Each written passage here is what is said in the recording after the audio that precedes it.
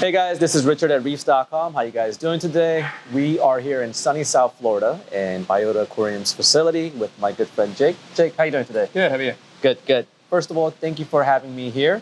And we are going to talk about something that's pretty unique.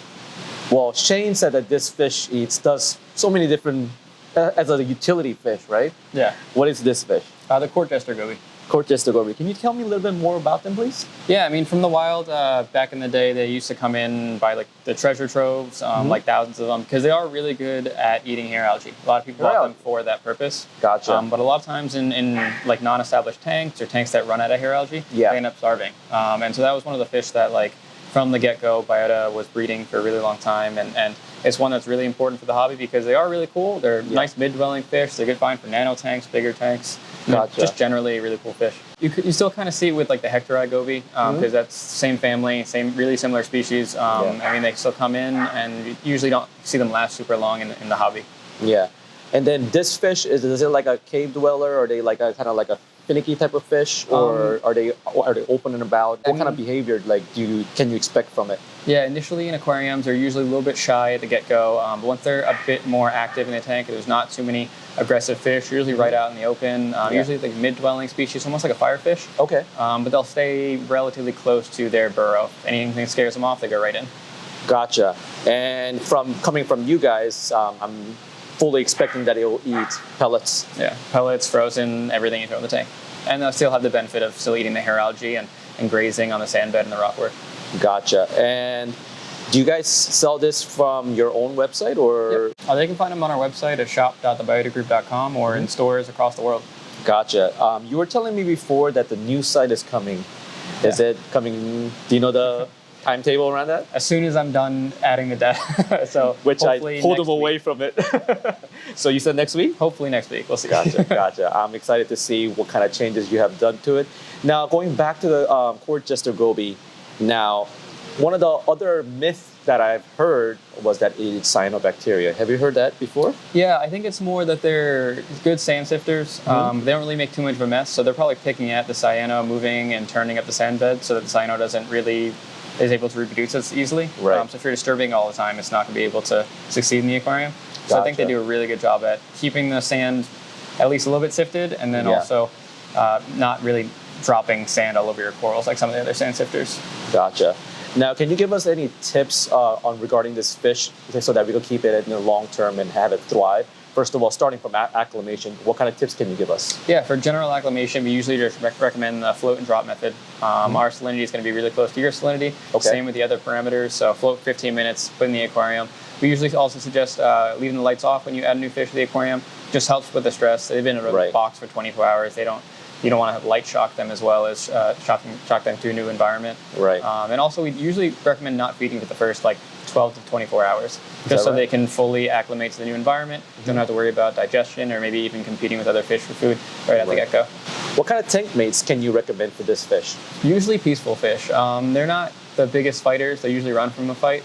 But if they're really stressed out too often, then they may not come out to feed as often. Yeah. So like even some of the small like dwarf angels, if they are on the aggressive side, they can kind of terrorize this fish. Other gobies tend to leave them alone because they're not really burrowing next to them. They're usually going to hang out in the mid-dwelling area. Yeah. But you just don't want like maybe dotty backs or any other kind of similar shaped aggressive fish with them. And do you know how long these fish usually live in the wild? And then if in captive setting, do you know their lifespan? Yeah, when we first were breeding them, we were kind of under the estimate that they'd live maybe 3 to 5 years. We've had some that live 7 to 10 under really good care. Yeah. But there are gobies that don't have the longest lifespan, but you should expect at least 5 to 7 years out of them. 5 to 7 years, wow. Okay. And another question, I'm sorry for so many, bugging you with so many questions. What kind of food should we feed this goby? Because I know in the wild, they're predominantly algae eaters. So what kind of food should we cater for these fish here? Yeah, usually if you have like a really good high quality pellet that has some kind of algae in him, one food that we really feed a lot here is Hikari spirulina brine. Okay. So it's a spirulina enriched brine shrimp, so it gets a little bit of that algae into their diet and keeps their herbivore side satiated. Gotcha. Do you know what's the retail price on this fish? I believe $45. $45. Gotcha. And then, like, do you know the price between the captive bred and then the wild caught? I think we're pretty close. Yeah, I think wild caught is a little bit cheaper, but at the same time, you don't know how old that fish is, especially with their shorter lifespan. You don't know if it's really going to eat in your aquarium. Right, and then they haven't been quarantined and etc. So, I mean, so Jake, is there any other cool, interesting facts about this fish that we should know about? Yeah, they're pretty cool. They're a really small, like, genus of goby. I mean, there used to be amblygobius, similar to our dragon goby or the bronze goby, but they got moved to Comenceta a little while ago. Yeah. So them and Hectori, the only species in that family. Really? Interesting. Gotcha. So these, for those of you guys that are fish nerds, these are the new classifications of this fish. So there's only 2 of this kind in the same genus, right? Yeah. Perfect. So looking at this fish, noticing its size, that I mean, I think this fish could be utilized as almost any size tanks, right? Yeah, they're fine in both small, like, nano tanks, maybe up to like almost 3 to 5 gallons, or even some larger tanks. We've had them in 300 and 500 gallon tanks too. They even do well in groups. Since they're not super aggressive, they can end up kind of grouping together.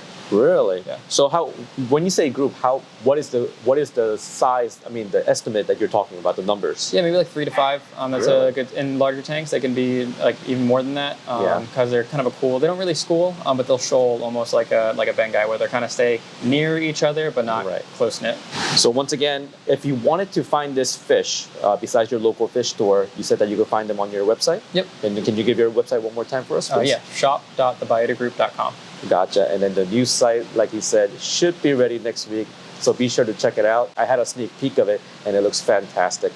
All right, Jake, thank you so much for spending some time with us and talking about this wonderful fish, Court Jester Goby. I think it's something that everybody can have in their system, regardless of your tank size. It's a good utility fish to have. And I look forward to more and more innovations from Biota Aquariums. And thank you again for spending some time with us. Yeah, thank you for coming by.